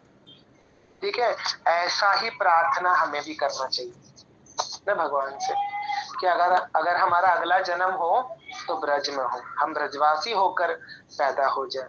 ओके, चाहे वो एक पेड़ के रूप में हो या एक घास के रूप में ही क्यों ना सही, क्योंकि उद्धव जी आगे के चैप्टर्स में आएगा, उद्धव जी कहते हैं कि मुझे क्या बनना है? मुझे गुलमलता बनना है। गुलमलता यानी मुझे ऐसे क्रीपर्स जो होते हैं ना, जो ऐसे जमीन पे ऐसे ग्रो होते हैं, रेंगते हैं, मुझे ऐसा क्रीपर बना दो इस ब्रज में। क्यों क्रीपर? क्यों? क्योंकि जब गोपियां जब चलेंगी तब उनके चरण जो है मेरे ऊपर पड़ेंगे, और उनकी चरण धूली जो है, चरण रज जो है, जब मेरे माथे पर पड़ेंगे, मेरे सिर पे पड़ेंगे, तब मुझे कृष्ण प्रेम प्राप्त होगा, तब मेरा जीवन का उद्धार होगा। तो ऐसा ही प्रार्थना हमें भी भगवान से करना चाहिए कि अगर हमारा अगला जन्म हो तो कहाँ हो, ब्रज में हो, ब्रज छोड़ के हमें और कहीं पर मत भेजना, हमें ये हमें प्रार्थना करनी चाहिए। ठीक है, अभी अगला अगला पद शेष गणेश महेश दिनेश। ओके, शेष यानी शेषनाग जी, अनंत शेष। ओके, गणेश गणपति बापा, ठीक है। महेश यानी शिव जी। ओके, दिनेश यानी सूर्य भगवान। ओके, सुरेश हु जाहि निरंतर गावे। सुरेश यानी इंद्र भगवान। ओके, यानी सारे देवताओं के जो राजा है। ओके, जाहि निरंतर गावे, जिनकी स्तुति निरंतर कौन करते हैं, अनंत शेष, गणेश जी, भगवान शिव, सूर्य भगवान और इंद्र भगवान निरंतर जिनका गुणगान करते हैं। जाहि अनादि अनंत अखंड अछेद अभेद सुभेद बतावे। ओके, वो जो परम तत्व है वो कैसे है, अनादि है, अनंत है, अखंड है, अछेद है, अभेद है। ओके, यानी उनको अपनी इंद्रियों द्वारा या अपने मन द्वारा नहीं उनको समझा जा सकता, नहीं उनको पाया जा सकता। ठीक है, वो अनादि है, अनंत है, इनफाइनाइट है, नेवर एंडिंग है वो परम तत्व। ओके, नारद से सुख व्यास रहे, इतना ही नहीं, नारद मुनि से लेकर सुखदेव गोस्वामी, वेद व्यास, ओके, पचिहारे तू पुनि पार न पावे, इतने सारे ग्रंथ लिख दिए, इतने सारे स्तुतियां लिख दी, लेकिन फिर भी उस परम ब्रह्म का, उस परम तत्व का ओर और छोर, स्टार्टिंग और एंडिंग पता नहीं चल रहा है उन लोगों को, इतने सारे ग्रंथ और इतना सारा ध्यान करने के बाद भी। ओके, ताही अहिर की छोरियां छछियां भरी छाछ पे नाच नचावे, लेकिन उसी परम ब्रह्म को जो वृंदावन की, जो ब्रज की जो छोरियां हैं, यानी जो गोपियां हैं, वो क्या कर रही हैं, छछियां भर छाछ पे नाच नचावे। छछिया यानी अपने हथेली, अपने पाम में थोड़ा सा छाछ भरती है और बोलती है चाहिए ये, अगर चाहिए तो नाच के दिखा। सोचो, थोड़े से छाछ के लिए भगवान जो है नाचने के लिए राजी हो गए।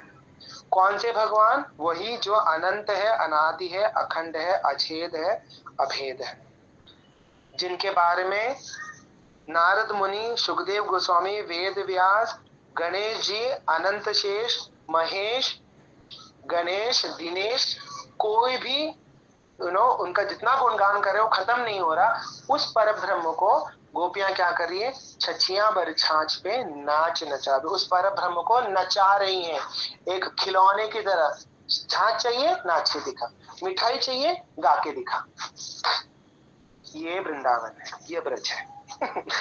ओके, उसी लीला का वर्णन कर रहे हैं। द गोपीज वुड से कि if you dance my dear Krishna then I shall give you half a sweet meat, यानी एक पूरा पेड़ा भी नहीं, आधा पेड़ा दूंगी तुझे, तू गाकर दिखा, तू नाच के दिखा। And they would clap their hands, तालियां बजाती है, ताल देती है, एंड एनकरेज कृष्णा, भगवान को प्रोत्साहन देती है कि कम ऑन डांस, गाकर दिखाओ, नाच के दिखाओ, ऐसे प्रोत्साहन देती है। Although he is the supreme, he would smile and dance according to their desire. He is the supreme personality of Godhead. जो अनंत है, अनादि है, ओके, वो परब्रह्म मुस्कुराते हैं और सिर हिलाते हैं कि हाँ मैं नाच के दिखाऊंगा, हाँ मैं गा के दिखाऊंगा। और नाचने के लिए वो जैसा नाचने को कहते हैं, बोलते कि ऐसी मुद्रा दिखाओ तो ऐसा करते हैं भगवान, ऐसे पैर ऐसे रख तो भगवान वैसे पैर रखते हैं। तो कैसे बन गए भगवान, कठपुतली बन गए हैं गोपियों के हाथ में। कितना कितना सुंदर वर्णन है श्रीमद् भागवतम का। श्रीमद् भागवतम जैसा दूसरा कोई ग्रंथ इस संसार में नहीं है। किसी भी रिलीजन में या किसी भी देश में कहीं पर भी आपको श्रीमद् भागवतम जैसा ग्रंथ दूसरा और कहीं नहीं मिलेगा आपको। यहाँ पे परम ब्रह्म जो है नाच रहे हैं ना, थोड़े से मिठाई के लिए। बाकी ग्रंथों में या बाकी रिलीजन में, धर्म में क्या कहते हैं? Our Father who art in heaven, hallowed be thy name, thy kingdom come, thy will be done on earth as it is in heaven, give us this day our daily bread। हम bread butter मांगते हैं भगवान से। दूसरे धर्मों में, दूसरे ग्रंथों में हम भगवान से डरते हैं या भगवान से याचना करते हैं, भगवान हमारी रक्षा करो, भगवान हमारी सुरक्षा करो, भगवान हमको ये दो वो दो। लेकिन Shrimad Bhagavatam is exactly opposite, exactly opposite. यहाँ पे क्या कर रहे हैं भगवान? यहाँ पे नाच रहे हैं, छाछ के लिए नाच रहे हैं, मिठाई के लिए नाच रहे हैं भगवान, और उनके भक्त जो है उनको नचा रहे हैं। वो ये नहीं बोल रहे कि तुम हमको मिठाई दो, बोलते कि हम तुमको मिठाई देंगे लेकिन तू नाच के दिखा पहले, तो ही मिठाई मिलेगी। This is the glory of Shrimad Bhagavatam. इसलिए श्रीमद् भागवतम इज रसमालयम। रसमालम यानी श्रीमद् भागवतम में सारा रस भरा हुआ है, सारा रस। Okay, it is the ripened fruit of the entire वैदिक लिटरेचर। अगर आप पूरे शास्त्रों को, जितने भी वैदिक ग्रंथ हैं, अगर आप उसको पेड़ के रूप में मानोगे, ओके, तो श्रीमद् भागवतम क्या है? That is the ripened fruit of that particular वैदिक ट्री। ओके, यानी उसका पका हुआ आम है। ओके, और ये जो हम अभी चर्चा कर रहे हैं ना प्रेम भक्ति के बारे में, वो क्या है? उस आम का रस निकल रहा अभी। ओके, अभी रस तो अभी आना बाकी है, ये तो कुछ नहीं है। आगे आगे जब भगवान की जब माधुर्य लीला शुरू होगी, तब तो क्या ही बोले, रस का सैलाब आ जाएगा, पूरा बाढ़ आ जाएगी रस की, ऐसे। ठीक है, तो यहाँ पे even though he is a supreme, but he is ready to dance according to their desire, as if he were a wooden doll in their hands. Sometimes he would sing loudly. Thus he came completely under the control of the gopis of Vrindavan. Okay, तो इस प्रकार जो गोपियां हैं, okay, ये कोई साधारण स्त्रियां नहीं है। उनको अपने आप से कंपेयर मत करो, ओके, कि हम गोपियों की तरह ड्रेस पहन लेंगी, गोपी ड्रेस पहन लेंगी, या ऐसे डॉट्स लगा देंगी फोरहेड के ऊपर, हम गोपियां बन जाएंगी। नहीं, gopis are, who are gopis? Gopis are expansion of the internal potency of the Supreme Lord. Internal potency कौन है? श्रीमती राधा रानी। श्रीमती राधा रानी का ही विस्तार स्वरूप है ये सारी गोपियां। तो कभी भी उनके अंदर जो भाव है, उनके अंदर जो फीलिंग है, उसको अपने साथ नहीं कंपेयर करना चाहिए। Oh I am also thinking like Gopi, oh I am also like behaving like Gopi. No, never, you can never become like gopis of Vrindavan. Okay, you can only imitate them. Okay, जैसे वो बोलते हैं ना, सोना और लोहा दोनों है मेटल, लेकिन दोनों में जमीन आसमान का फर्क है। So nobody can become like gopis of Vrindavan. रम्या काचिद व्रतवधू, चैतन्य महाप्रभु कहते हैं कि अगर भक्ति करनी है, भक्ति का जो बोलते हैं ना एपिटोम, वो है श्री गोपी, श्री गोपी जनक व्रजवधू। अगर भक्ति की पराकाष्ठा अगर आपको जाननी है कि भक्ति क्या होती है, भक्ति कैसी की जाती है, वो गोपियों से सीखना चाहिए। ओके, तो केवल उनकी तरह ड्रेसिंग कर लेने से, या उनकी तरह बाल बना लेने से, या उनकी तरह एक्टिंग कर लेने से गोपी नहीं बन जाएंगी। ओके, गोपी उसका अर्थ ही क्या है? गो यानी क्या? What is the meaning of go?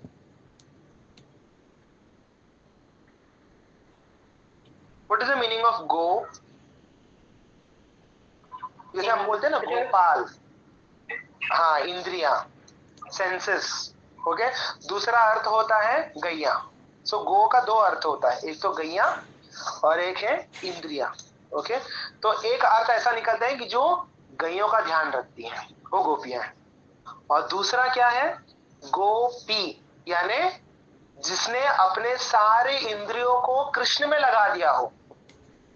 Krishna में विलीन कर दिया हो अपने सारी इंद्रियों को, अपने सारे सेंसेस को, जिसने बोलते हैं जिसमें केवल कृष्ण बसे हो, वो गोपी है। ओके, तो we should never try to imitate gopis कि I can also become like them, we can never become like them. या we should follow their footsteps. जिस प्रकार गोपियों का भाव था, जिस प्रकार गोपियों ने भगवान की सेवा की, वैसा हमें करने का प्रयास करना चाहिए। But we can never become like them, it is impossible. Okay, now आगे। Sometimes Mother Yashoda and her gopi friends would tell Krishna, bring this, bring that, bring wooden plank, wooden shoe or a pot। तो कभी कभी माता यशोदा, रोहिणी कभी कभी भगवान को ऐसा आज्ञा देती थी कि लाला वो थोड़ा उठाकर लेकर आना, लाला वो मटकी लेकर आना, लाला ये लकड़ा लेकर आना। तो भगवान को आज्ञा देती थी कि ना ये लेकर आ, वो लेकर आ, तो कभी ये बर्तन लेकर आ, कभी ये लेकर आ, कभी वो लेकर आ। और भगवान एकदम आज्ञाकारी बनकर अपने नन्हे नन्हे पैरों से चलकर जाते थे और इस भारी भरकम वस्तु को उठाते थे और मैया को लाकर देते थे कि मैया ये लो। और ऐसे वजन हो रहा है, उठाने नहीं हो रहा, लेकिन फिर भी करते थे भगवान। क्यों? क्योंकि मैया ने बोला है ना, तो करना ही पड़ेगा। तो उठाकर लेकर आते थे। जैसे अभी कोई घड़ा है सपोज, ओके, उसमें थोड़ा पानी भरा हुआ, तो ऑब्वियसली वो वजन होगा, तो उठाने नहीं हो रहा है बाल गोपाल को, लेकिन फिर भी उठाएंगे, उठाकर लेकर आएंगे, ऐसे डोलते डोलते हुए आएंगे, ऐसे दिखाएंगे कि देखो मैं कितना श्रम कर रहा हूँ तुम्हारे लिए, कितना मेहनत कर रहा हूँ मैया तुम्हारे लिए, और लाकर मैया के हाथ में दे देंगे। कभी कभी भगवान में कितना ताकत है, ये ना बाल गोपाल में कितनी शक्ति आई है, ये देखने के लिए कभी कभी जानबूझ के मैया यशोदा या रोहिणी कोई वजन, बहुत ही भारी वजन जो है उसको उठाने के कहेंगी कि ये उठाकर दिखा, अभी ये लेकर आ। तो भगवान क्या करेंगे, जाएंगे, थोड़ा ऐसा पुश करके देखेंगे कि उठाने हो रहा है कि नहीं हो रहा है, तो वहीं पे खड़े रहेंगे कि मैया मैं नहीं उठा पा रहा, बहुत ज्यादा वजन है। ऐसा मुंह लटका के खड़े रहेंगे कि मैं नहीं उठा पा रहा हूँ, ये मुझसे नहीं उठ रहा। तो मैया यशोदा और रोहिणी मैया वो भगवान का वो वो इनोसेंट सा चेहरा देखकर मुस्कुराती है कि लाला हम तो बस ऐसे ही कह रहे थे, तुझे थोड़ी ना उठाना ही है, ऐसा करके माता फिर लाला को उठाकर लेकर आती थी। कभी कभी भगवान जो यहाँ पे सुखदेव गोस्वामी कहते हैं, कभी कभी लाला जो है किसी वजन वाले वस्तु को उठा नहीं पाते थे, लेकिन फिर भी अपने दोनों बाइसेप्स में ऐसे मारेंगे, ऐसे दोनों हाथ से बोलेंगे कि मैं बहुत ताकतवर हूँ, मैं उठा सकता हूँ, और फिर ऐसे जोर लगाएंगे उठाने का। देखो जिन्होंने पूरे संसार को अपने सिर पे उठा रखा है, वो यहाँ पे कैसी लीलाएं कर रहे हैं। बोल देखिए मैया ये मटकी तो बहुत ज्यादा वजन है, मैं तो नहीं उठा पाऊंगा। ऐसे करके, लेकिन फिर भी मैं प्रयास करूंगा, ऐसे करके अपने दोनों हाथ को वो मारते हैं कि मैं तो बहुत बड़ा पहलवान हूँ, मैं तो उठा सकता हूँ। ऐसा करके भगवान जो है उठाने का प्रयास करते हैं। कभी कभी जब नंद महाराज घर से सुबह सुबह अपने काम के लिए जब निकलते हैं, घर से निकलते हैं, तब भगवान जो है दौड़ कर जाते हैं और नंद महाराज का जो पादुका है, जो चप्पल है, लकड़ी की जो पादुका है, वो अपने सिर पे रखते हैं। नन्हे गोपाल सिर पे रखते हैं और भागते हुए आते कि बाबा बाबा बाबा तुम्हारी पादुका है, देखो मैं उठा कर लेकर आया, अब ये पहनो। सोचो भगवान क्या क्या नहीं कर रहे हैं यहाँ पर ना, मतलब ये कितना अद्भुत है। भगवान अपने भक्तों का चप्पल उठा रहे हैं, अपने सिर पे रख रहे हैं और भागते हुए आ रहे हैं कि बाबा बाबा ये लो पादुका लो, पहनो। और नंद महाराज के पैर में पहना कर देते हैं कि बाबा अभी इसमें पैर रखो, आप अब इसमें आगे करो, अब वो चली जाएगी अंदर। ऐसे तो ये सब भगवान की जो बहुत ही मधुर लीलाएं हैं, ये भगवान ने वृंदावन में की है। This way he would be subdued by his devotees। भगवान जो अपने भक्तों के अधीन हो जाते हैं। Okay, thus he increased the pleasure of the Brajavasis by his childhood activities। तो इस प्रकार भगवान ने अनेकों बाल लीलाएं की हैं। तो प्रभुपाद जी कहते हैं कि Krishna exhibited to his external devotees। अभी external devotees कौन है? जैसे ब्रह्मा जी हो गए, शिव जी हो गए, इंद्र हो गए, बाकी सारे अन्य देवी देवता हो गए जो कि ब्रज में नहीं रहते, ब्रज के बाहर है। ओके, उनको कहते हैं एक्सटर्नल डिवोटी, यानी बाहर के डिवोटीज। और ब्रजवासी कौन है? इंटरनल डिवोटीज, यानी एकदम खास, भगवान के एकदम नजदीक। ओके, तो भगवान कृष्ण यहाँ बता रहे हैं अपने अन्य भक्तों को जो वृंदावन के बाहर के हैं, उनको बताते हैं कि देखो कैसे ब्रजवासियों ने मुझे अपने वश में कर रखा है, अपने प्रेम के वश में कर रखा है। ओके, तो आगे एक बहुत ही मधुर लीला होती है, सुंदर लीला होती है। एक बार एक फल वाली जो है, अभी फल वाली जो है ये ऐसा प्रभुपाद जी लिखते हैं तात्पर्य में कि ये लोग प्रॉपर वृंदावन में नहीं रहते हैं, ये लोग जंगलों में रहते हैं, जंगलों में कुटिया बांधकर। तो दे आर लाइक मोर और less, they are like kind of adivasi type. Okay, so ये जो ये जंगलों में रहने वाले जो ब्रजवासी हैं, ओके, ये थोड़े से लो कास्ट के होते हैं, ओके, हाई क्लास के नहीं होते। तो ये लोग नॉर्मली ये लोग क्या करते हैं, फल फूल जो भी जंगल में जो भी मिलता है, कंदमूल, ये लोग गांव में आकर बेचते हैं। ओके, तो वैसे ही एक ऐसे निम्न जाति की एक जो फल वाली है वो आती है और फल ले लो करके पूरे गोकुल में जो है ऐसे वो चिल्लाती रहती है। लेकिन पूरा दिन बीत जाता है लेकिन कोई भी उससे फल नहीं खरीदता है। ठीक है, तो उसका ऐसा हो गया कि प्रभु आज क्या भूखा ही रखोगे क्या, ऐसा वो मन में सोच रही थी। तो ऐसे ही चिल्लाते चिल्लाते हुए फल ले लो, मीठे मीठे फल ले लो, ऐसे बोल बोल के वो आ गई नंद भवन के सामने।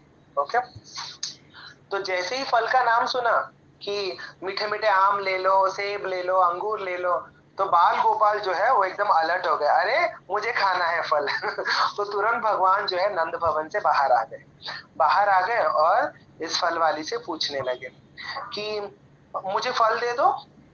तो ये फल वाली कहती है, अच्छा फल चाहिए लाला, तो दे दूंगी, लेकिन बदले में तुम क्या दोगे मुझे? बदले में? भगवान सोचते हैं बदले में मैं क्या दूं तुमको? भगवान कहते हैं तू कैसी स्वार्थी है रे फल वाली, मेरी मैया तो कितना कुछ मुझे खाने को देती है, दिन भर मुझे खिलाती है, कभी मुझसे कुछ पैसा नहीं मांगा उसने, लेकिन तू तो मुझसे पैसे मांग रही है, कैसी है तू? वो मुस्कुराती है, बाल गोपाल का वो सब सुनकर वो मुस्कुराती है। वो बोलते हैं कि जा अंदर जा और जो भी मिले तुझे वो लेकर आ, ओके, मैं तुझे ढेर सारा फल दूंगी करके। ओके, तो बोले कि मेरी मैया तो ऐसा नहीं करती, मेरी मैया तो इतना कुछ खिलाती है, कभी मुझसे कभी नहीं कहा कि ये लेकर आ वो लेकर आ मेरे लिए, कभी ऐसा नहीं कहा। तो बोले कि अच्छा वो तेरी मैया है ना, ये वो तुझसे बहुत प्यार करती है, वो तुझे खिलाती पिलाती है, सब करती है, लेकिन तू तो मेरा लाला नहीं है।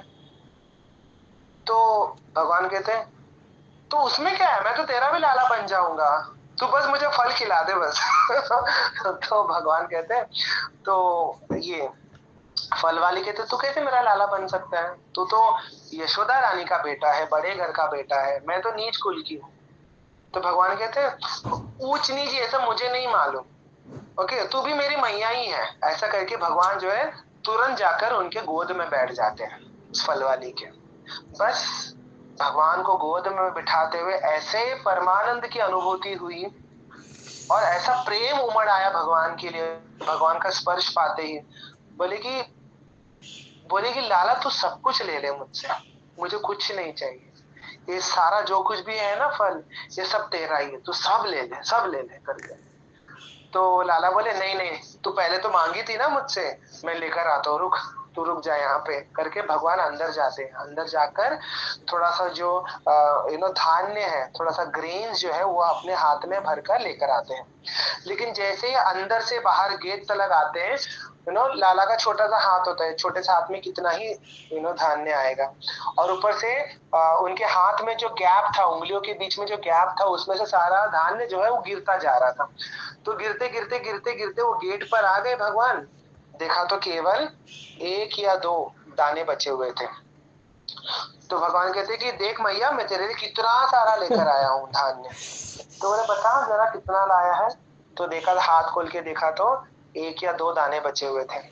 तो वो जो फल वाली है वो कहती है कि कितना सारा लाया रे लाला, तू मेरे लिए इतना ही काफी है। ऐसा कह के वो धान्य जो है वो फल वाली अपने टोकरी में रख देती है, और उसके टोकरी में जितने भी फल थे उन सबको एक पोटली में बांध देती है और लाला के हाथ में थमा देती है। तो जैसे ही वो फल जो है सुखदेव गोस्वामी यहाँ पे वर्णन करते हैं, वो फल जो है लाला के हाथ में दे देती है। वो जो एक या जो दाने थे चावल के दाने, वो किस में परिवर्तित हो जाते हैं? गोल्ड। सोने, चांदी और सारे बहुमूल्य रत्नों में परिवर्तित हो जाते हैं।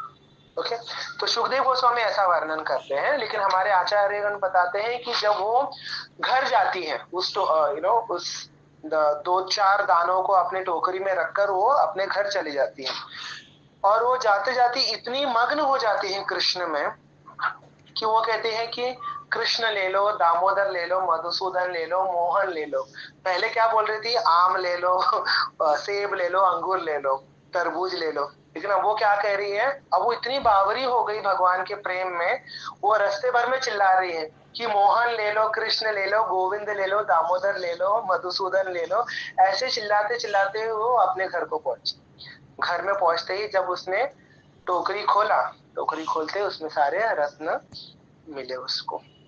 लेकिन कुछ कुछ आचार्यगण ऐसा बताते हैं कि उसको ऐसा कृष्ण प्रेम, कृष्ण का ऐसा लत लग गया था कि वो जो रत्न है, वो जो बहुमूल्य रत्न है, वो भी फीके लगने लगे उसको। तो कुछ कुछ आचार्यगण ऐसा बताते हैं कि वो सोचते हैं कि मैं क्या करूंगी इन रत्नों का। जब है कृष्ण, तुमने मुझे अपनी माँ की तरह स्वीकार कर लिया, जब तुम मेरे गोद में आकर बैठ गए, जब मुझे अब तुमसे इतना प्रेम हो चुका, उस प्रेम के सामने इन सोने, चांदी, रत्न का मैं क्या करूंगी? ऐसा करके वो रोते हुए उन सारे रत्नों को वो यमुना जी में बहा देती, क्योंकि मुझे नहीं चाहिए ये सब। मुझे हे कृष्ण, अब तुम मिल गए हो, अब मैं क्या करूंगी इन रत्नों का? ऐसा करके हमारे आचार्यगण बताते हैं वो सारे रत्नों को यमुना जी में बहा देती। ऐसा ही होता है जब कृष्ण प्रेम जागृत हो जाता है ना हृदय में, तब संसार की सारी वस्तु जो है वो फीकी लगने लगती है। बोलती कि क्या ही करेंगे बंगला, गाड़ी, इन सब का सब बेकार है। उस व्यक्ति के लिए सोने में और एक पत्थर में कोई अंतर नहीं रह जाता। कृष्ण प्रेम ऐसा बोलते ना, ऐसा मन को आकर्षित कर लेता है। कृष्ण का जो मनमोहक रूप है वो ऐसा आकर्षित कर लेता है उस भक्त को कि संसार की सारी चीजें जो उसको फीकी लगने लगती है। तो उसी प्रकार इस फल वाली ने भी क्या कर दिया? सारे रत्नों को यमुना जी में बहा दिया। लेकिन मैं क्या करूंगी इन रत्नों का? क्या करूं मैं इसको लेकर? नहीं चाहिए मुझे कृष्ण, सिर्फ तुम ही चाहिए बस। तो दिन रात भर वो कृष्ण का ही ध्यान करते रहते थे, कृष्ण का ही नाम लेते रहते। तो ऐसे प्रभुपाद जी तात्पर्य में लिखते हैं, everything should be offered with love, not with pride. है ना, भगवान भी गीता में कहते हैं, पत्रम पुष्पम फलम तोयम यो मे भक्त्या प्रयच्छति तद अहम भक्ति उपहर्तम अश्नामि प्रयतात्मनः। ओके, भगवान 2 बार भक्ति 2 बार रिपीट करते हैं इस वर्ड को, पत्रम पुष्पम फलम तोयम यो मे भक्त्या प्रयच्छति तद अहम भक्ति उपहर्तम। देखो 2 बार भक्ति वर्ड रिपीट हो रहा है। तो भगवान को केवल आपकी भक्ति चाहिए, आपका प्रेम चाहिए। आपके 56 भोग, आपके बड़े बड़े लड्डू पेड़ों का क्या करेंगे भगवान? वो तो आत्मा राम है ना। तो भगवान को इन सब पदार्थों की आवश्यकता नहीं है, लेकिन इन पदार्थ के थ्रू हम क्या कर रहे हैं? हम अपना प्रेम जो है वो प्रस्तुत कर रहे हैं भगवान के सामने कि हे कृष्ण मेरे लिए। प्रभुपाद जी का एक बहुत ही सुंदर एक वीडियो है जिसमें प्रभुपाद जी रोते हैं। वो कहते हैं कि Krishna, what can I offer you? Everything belong to you, I have nothing, I am just a beggar. कुछ नहीं है मेरे पास, हे कृष्ण, सब कुछ आपका ही है। But Krishna, I have got this fruit for you, kindly accept this. ऐसा करके प्रभुपाद रोते हैं। लिटरली प्रभुपाद प्रभुपाद का आवाज जो है वो चोक्ड अप हो जाता है। बोलते कि Krishna, I have nothing to give you, कुछ नहीं है मेरे पास, मेरा क्या ही है? अपना कह के मेरे पास क्या ही है? कुछ नहीं है, सब कुछ आपका बनाया हुआ है, सब कुछ आप ही का ही प्रदान किया हुआ है। लेकिन फिर भी मैंने ये आपके लिए लाया है, कृपा करके आप इसको स्वीकार कीजिए। So that should be our mood, O Krishna, everything belongs to you, you are in everything and everything is in you only. तो आपसे अलग क्या है? संसार में कुछ नहीं है। ये संसार भी आप ही का ही रूप है, ये पूरा संसार आप में ही समाया हुआ है। तो आपसे अलग क्या है? कुछ नहीं है, और मेरा तो कुछ भी नहीं है, लेकिन फिर भी आपकी कृपा से ये मुझे मिला है, तो मैं आपको पहले अर्पण करना चाहता हूँ। तो ये भाव, ये प्रेम भगवान देखना चाहते हैं कि ये मुझसे प्रेम करता है या नहीं, तो इसलिए प्रभुपाद जी यहाँ पे लिखते हैं, everything should be offered with love, not with pride. अगर आप घमंड में करोगे कि हाँ देखो मैंने इतना बड़ा चढ़ावा चढ़ाया, इतना बड़ा मुकुट चढ़ाया, इतना सोने का हार चढ़ाया, आप किसको दे रहे हो भाई? जो लक्ष्मीपति है, लक्ष्मी जी जिनके चरणों में बैठी है, आप उनको चढ़ा रहे हो, और वो भी अभिमान से, वो तो बिल्कुल भी स्वीकार नहीं करेंगे। Okay, so if we offer with love, then Prabhupada ji लिखते हैं, कृष्णा रेसिप्रोकेट मिलियन टाइम्स। अभी वो फल वाली ने क्या दिया? वो फल दिया खाली, बस, जो कि इतने सस्ते होते हैं और इतने इजीली अवेलेबल होते हैं। उसने कोई बहुत बड़ा चढ़ावा नहीं चढ़ाया था, कोई सोना चांदी नहीं चढ़ाया था भगवान को, सिंपल सा फ्रूट चढ़ाया था, पत्रम पुष्पम फलम, फल चढ़ाए थे सिंपल से, लेकिन प्रेम भाव से। वो कहते हैं कि हे कृष्ण सब तुम्हारा है, सब ले लो, तुम सब ले लो, मुझे कुछ नहीं चाहिए। तो वो भाव से उन्होंने कृष्ण को अर्पण किया, और भगवान ने क्या किया? मिलियन टाइम्स, हजारों लाखों गुना उसको भगवान ने दिया भी। तो जब भी हम भगवान के लिए कुछ अर्पण करते हैं, कुछ करते हैं या कुछ स्पेंड करते हैं, वो कभी वेस्ट नहीं जाता है। भगवान हर चीज को नोटिस करते हैं, और भगवान हर चीज याद भी रखते हैं कि हाँ 10 साल पहले, 20 साल पहले इसने मुझे एक तुलसी का पत्ता अर्पण किया था। हम भले ही भूल जाएं, लेकिन भगवान को बराबर याद रहता है। तो भगवान उसका हिसाब करते हैं, हाँ उसने एक तुलसी का पत्र मुझे अर्पण किया था, तो उसके बदले में मैं उसको ये दे दूंगा, इसके बदले में मैं उसको ब्रजवास दे दूंगा, वृंदावन में रख लूंगा। तो भगवान के लिए क्या इम्पॉसिबल है? Nothing is impossible for him, है ना? तो हमें दिल खोल के भगवान की सेवा करनी चाहिए, कंजूसी नहीं करनी चाहिए कभी कि अरे इतना हम स्पेंड कर रहे हैं, अरे उन्हीं का ही है, उन्होंने ही तुमको दिया है, और उनको ही दे दो वापस। ओके, और हाँ, हमें यह अपेक्षा नहीं रखनी चाहिए कि हाँ मैं कर रहा हूं तो भगवान मुझे 10 गुना ज्यादा देंगे भी, वो अपेक्षा नहीं रखनी चाहिए, फिर तो वो सेल्फिशनेस हो जाएगा, है ना? वो सकाम भक्ति कहलाएगी। फिर हमें कैसी भक्ति करनी चाहिए? निष्काम। निष्काम यानी no expectation, unconditional. Krishna everything is yours, ले लो, सब कुछ ले लो। मेरा घर, बंगला, गाड़ी, हे कृष्ण सब कुछ आप पे न्यौछावर है, सब कुछ आपका ही है। तो जब हम बोलते हैं ना कि हम किसी को बोलते हैं कि हाँ मेरे घर में आइए, ऐसा नहीं बोला चाहिए मेरे घर में आइए, ठाकुर जी के घर में आइए, हम तो वहां पे सेवक हैं। ये घर तो ठाकुर जी का है, ठाकुर जी राज करते हैं, हम उनकी सेवा करते हैं, तो घर भी किसका है? हमारे ठाकुर जी का, हमारी स्वामिनी जी का है। तो बोलते वक्त भी ऐसा बोलना चाहिए कि ठाकुर जी के घर में आइए, आइए, सब कुछ उनका ही है ना? तो ये भाव होना चाहिए हमारा। हाँ इधर तो इनकी बैंड।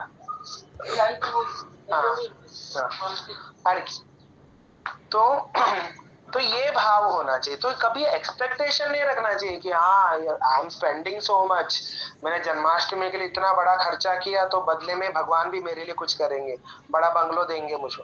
बस एक्सपेक्टेशन नहीं रखना चाहिए, फिर तो स्वार्थ हो जाएगा, है ना? तो निस्वार्थ होना चाहिए, निष्काम होना चाहिए, और वो प्रेम से पूर्ण होना चाहिए, परिपूर्ण होना चाहिए। वो भक्ति जो है भगवान स्वीकार करते हैं। ओके, सो अच्छा ठीक है, so will stop here then. अभी आगे और भी कथा है।